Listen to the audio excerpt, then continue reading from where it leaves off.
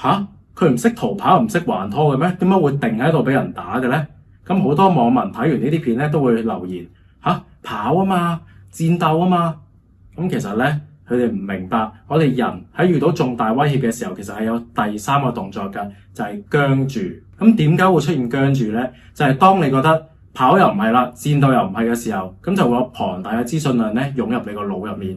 咁你個腦過載嘅時候，咪輕機咪定咗喺度咯，同你部電腦一樣啫嘛。呢條片想帶出個信息就係我哋應該睇多啲呢啲案例，咁等我哋有呢個危機意識先，即係我哋居安思危，起碼知道發生乜嘢事先，未至於到你以前乜都冇諗過，突然間發生嘅，咁你個腦咪輕機咯，咪僵住咯。咁所以啦，除咗我哋睇多啲案例之外，我哋亦都咧應該身體力行去做多啲 training。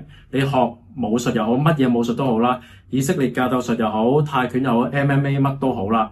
你應該去學習點樣去對付一個敵人。咁你起碼你學咗之後，我選擇戰鬥，選擇逃跑，咁咪選擇逃跑咯，冇人叫你一定要戰鬥㗎喎。所以各位網民唔好繼續做鍵盤戰士啦，真係身體力行咧去做多啲 training，去睇多啲案例啦。